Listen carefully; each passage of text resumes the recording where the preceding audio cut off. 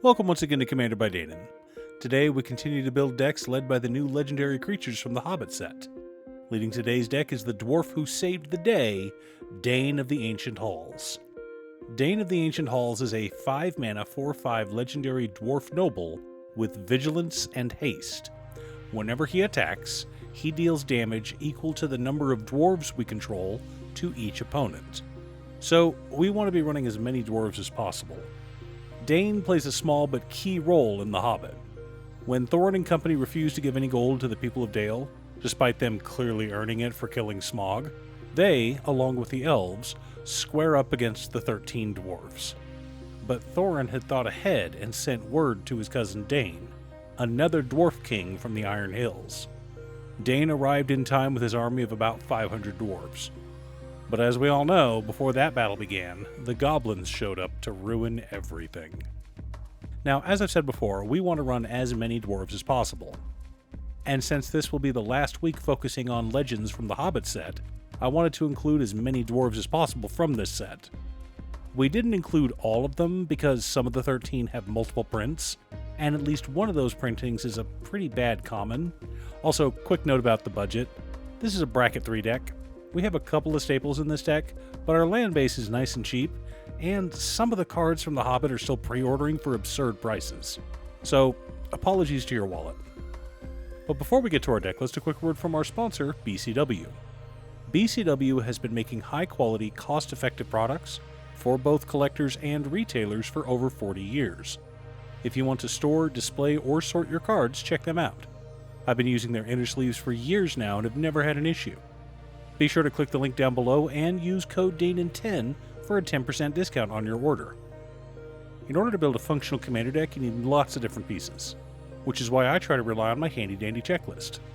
50 mana sources, usually split between 37 lands and 13 pieces of ramp, 10 pieces of card advantage, 8 to 10 pieces of spot removal, 2 to 3 board wipes, 2 pieces of graveyard hate, and 1 sudden I win card.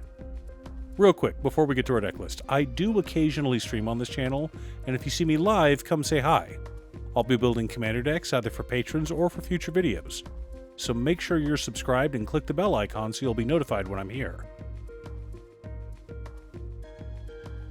Our land base consists of Command Tower, Exotic Orchard, Sundown Pass, Clifftop Retreat, Radiant Summit, Glittering Massif, Sunscorched Divide, Rugged Prairie, Battlefield Forge, Needleverge Pathway, Fury Calm Snarl, Boros Garrison, The Lonely Mountain, Dwarven Mine, Scavenger Grounds, Myriad Landscape, Evolving Wilds, Terramorphic Expanse, 10 mountains, and 9 plains. Like I said, a budget mana base. For mana ramp, we've got Thorin, King of Durin's Folk, Magda, Brazen Outlaw, Gimli of the Glittering Caves, Glowin, Dwarf Emissary, Thorin, Company's Leader, Orcrist, Goblin Cleaver, Glowin the Mighty, Tataru Taru, Soul Ring, Arcane Signet, Talisman of Conviction, Boros Signet, Mind Stone, Smothering Tithe, Sword of the Animist, Sword of Hearth and Home, Sword of Feast and Famine, and Urza's Incubator. Normally I tell people to avoid Urza's Incubator because it can help our opponents, but when you're running a Kindred deck with a less common creature type, it's fine. Oozes? Go for it. Dragons? Be careful. Our card advantage package consists of Keely the Resourceful, Balin Loremaster, Gyat, King of the Dwarves, Dwarven Recruiter, Owen the Brave, Jeska's Will, Big Score, Seize the Spoils, Vanquisher's Banner, and Chronicle of Victory. Mostly thematic, which we like. For interaction and spot removal, we've got Abrade, Path to Exile, Chaos Warp, Swords to Plowshares, Ori Plate Stacker, Shattered Acolyte, Plundering Barbarian, Boros Charm, Generous Gift, Deflecting Palm, and Disenchant. Lots of ways to remove annoying permanents. Our board wipes consist of Farewell, Blasphemous Act, and Austere Command. Some with flexibility, some just power. Just how we like it. The core of our deck consists of Dain's Company, Keely and Feely Joyous, Thorin Oakenshield, Bifur Melodic Rider, Feely the Pathfinder, Dain Ironfoot, Thorin Mountain King, Dwalin Weapon Master, Torbrand Thane of Red Fell, Hammers of Morhedon, Dain Lord of the Iron Hills, Depala Pilot Exemplar, Boffer Reliable Guardian, Iron Hills Blacksmith, Nori Teller of Tales, Bomber Gentle Dreamer, and Aurelia the War Leader. Wait a minute, Dain. You said this was a dwarf deck, and you've implied that it's based on the dwarven army from the Battle of Five Armies. You are correct, dear viewer, a battle that Gandalf fought in, and as one of the Maya that makes him something similar to an angel. Deal with it. Also, let's be honest here, if Ian McKellen could pull off an Aurelia cosplay, he totally would. Supporting our plan, we've also got An Unexpected Party, Bearded Axe, and Roaming Throne. Not too shabby.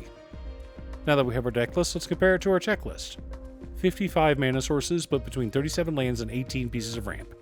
Heavy, I know, but much of our ramp is either circumstantial or thematic, so it's fine. Better too much ramp than not enough. 10 pieces of card advantage. 11 pieces of interaction. 3 board wipes. 2 pieces of graveyard hate in Farewell and Scavenger Grounds. 1 sudden I win card in Roaming Throne. Though if you're on a budget, feel free to swap Roaming Throne with Shared Animosity.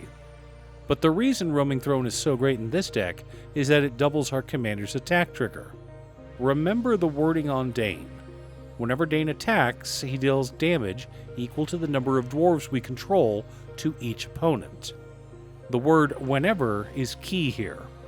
It means this is a triggered ability, specifically triggered by Dain attacking. We go to our attack step and declare Dain as an attacker. So long as we have at least 20 dwarves on board, and Dain counts as one of them, we kill the table, assuming Roaming Throne is on the table as well. I rushed a bit when I made my Thorin King of Durin's Folk deck and wound up missing some of the dwarves from the company. So I wanted to build another deck that had all of them. Are you building a dwarf deck focused around any of the legendary creatures from The Hobbit? Who's your commander? Leave a comment below. Thanks for tuning in. Once again, a huge shout out to my editor Cutestuff. I couldn't make these videos without her. If you'd like to hire her to edit your own videos, she can be reached at cutestuff.edits@gmail.com. Link is down below. If you're looking for ways to support the channel directly, you can head on over to patreon.com/Dain. You can have a video made or just ask for help building or tuning a deck list. I also wanted to give a quick shout out to all of my patrons: Waffles, Marcus Brett, Roxy, Alix, Robert Pike, Azaris, Patrick Boomy, Osra, Leech, Luke, Mr. Salty, Daniel Zombie, Brian Walker, Talathia, Azander, Michael, and John. You guys are awesome.